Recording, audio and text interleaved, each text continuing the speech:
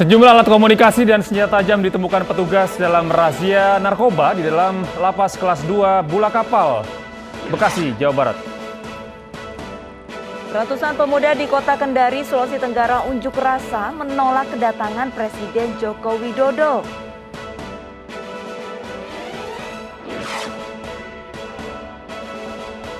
Ratusan orang berunjuk rasa di Manila menentang pembunuhan tanpa peradilan oleh Presiden Filipina untuk kasus narkoba.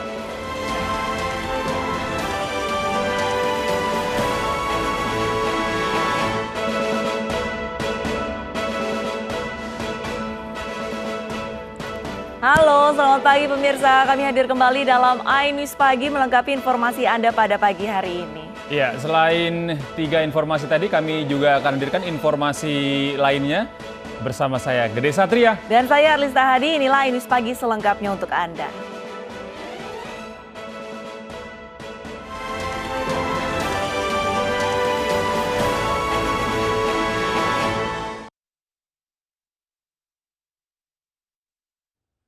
Ke informasi pertama pemirsa, petugas gabungan dari Lembaga Pemasyarakatan dan TNI Polri menggelar razia di dalam lapas kelas 2A Bulakapal Kota Bekasi, Jawa Barat. Dari razia yang dilakukan, petugas gabungan menemukan berbagai macam benda berbahaya dan alat komunikasi berupa telepon seluler.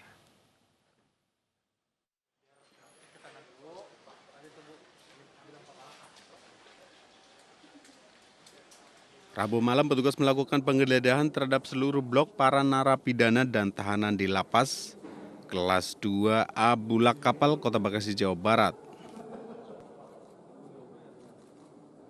Penggeledahan dilakukan setelah mendapatkan laporan tentang maraknya peredaran narkoba di kalangan narapidana di dalam lapas. Meski petugas tidak menemukan barang haram tersebut dalam razia.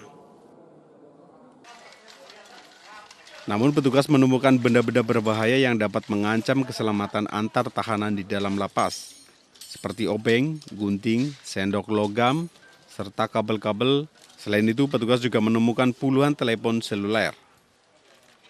Jadi introspeksi bagi saya sebagai kalapas, karena ternyata pertahanan kita masih bobol juga dengan ketemunya alat-alat komunikasi seperti ini. Ya, mungkin kalau dilihat jumlahnya memang sedikit, tetapi yang sedikit ini juga bisa berbahaya. Itu kita nggak bisa melihat. Terkait banyaknya temuan alat komunikasi, diduga barang-barang tersebut diselundupkan oleh keluarga narapidana saat berkunjung ke dalam lapas. Alat-alat komunikasi yang ditemukan di dalam lapas ini seringkali digunakan untuk melakukan tindak kejahatan berupa penipuan serta untuk melakukan transaksi narkotika. Dari Bekasi, Jawa Barat, Rahmat Hidayat, iNews melaporkan. Belasan pemuda yang tengah berkerumun di atas bangunan ruko sebuah kafe dengan kondisi lampu dimatikan dibubarkan Satgas COVID-19 Kecamatan Kelapa II Kabupaten Tangerang, Banten.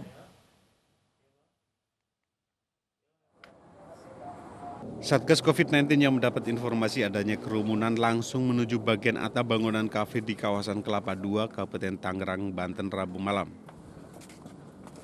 Saat tiba di lantai 4 bangunan kafe, petugas pun mendapati 15 pemuda tengah nongkrong tanpa masker, serta mengabaikan aturan jaga jarak. 2 pemuda pengunjung kafe ini nekat bersembunyi di bawah tempat penampung air yang kondisinya gelap saat mengetahui kedatangan petugas. Petugas langsung memberikan teguran keras pada para pemuda yang masih nekat berkerumun di tengah melonjaknya kasus COVID-19. Tadi tempat nongkrong ya, yang tadi kita lihat bersama itu tempat kumpul atau kafe. Ini dengan mereka mengamuflasekan kalau di atas itu dalam keadaan gelap. Ternyata saat kita cek ke atas itu masih banyak ya anak-anak yang nongkrong di situ, baik bermain game atau sekedar ngobrol. Kamu nggak dalam bupati untuk jam berapa? Sementara pengelola kafe yang mengelabui petugas dengan memindahkan pengunjung ke bagian atap kafe dan melanggar jam operasional diberikan surat peringatan. Sejumlah pedagang pun diminta untuk segera menutup usaha mereka karena sudah melewati batas waktu jam operasional yang sudah ditentukan di masa PPKM Mikro. Dari Kabupaten Tangerang, Banten, Emarani, iNews melaporkan. Satpol PP Kota Semarang menyegel sebuah butik pakaian dan tempat karaoke karena melanggar jam operasional dalam PPKM. Petugas tidak terperdaya meskipun tempat karaoke tersebut membuat kamuflase dengan menutup rolling door seolah-olah sudah tutup. Petugas memergoki pengunjung yang bersembunyi di dalam gudang.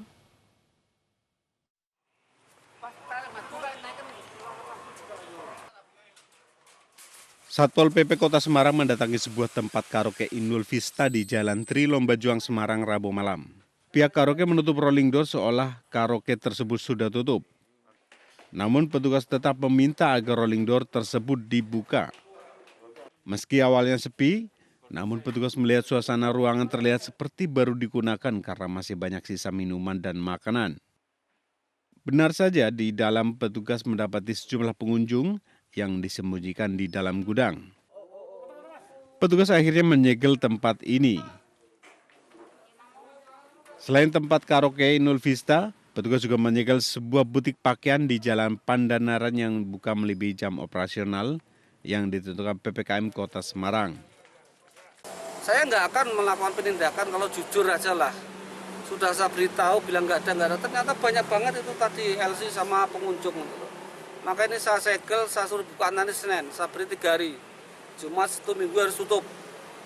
Atau mohon maaf, tutup sampai ada surat dari Dinas Pariwisata. Aturan PPKM Peraturan Wali Kota, jam operasional tempat usaha dibatasi hingga jam 8 malam. Sedangkan untuk tempat hiburan tidak diperkenankan beroperasi. Dari Semarang, Doni Marendra, Anyus melaporkan. Informasi selanjutnya, pemirsa, kebakaran menghanguskan bangunan masjid di kawasan industri Pulau Gadung, Cakung, Jakarta Timur pada Rabu siang. Banyaknya material mudah terbakar membuat api dengan cepat melalap bangunan masjid.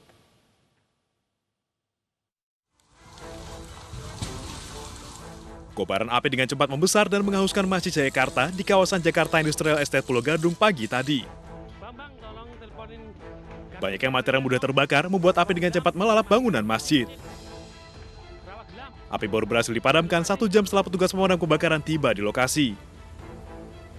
Jam 9 pagi ya Pak?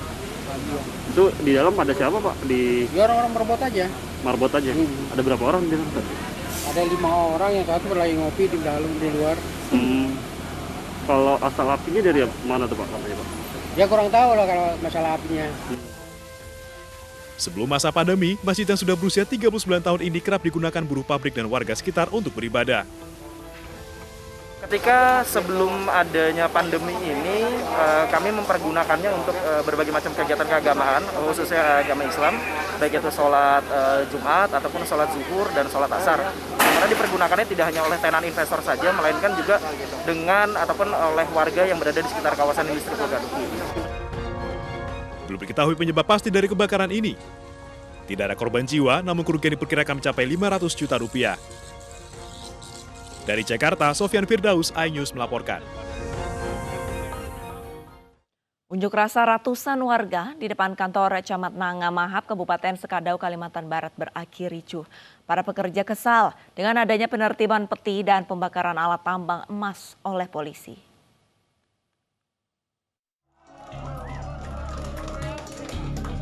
Ratusan pekerja tambang emas ilegal merusak kantor Camat Nangamahap, Kabupaten Sekadau. Mereka kesal karena rencana penertiban tambang ilegal serta adanya pembakaran alat tambang emas oleh aparat.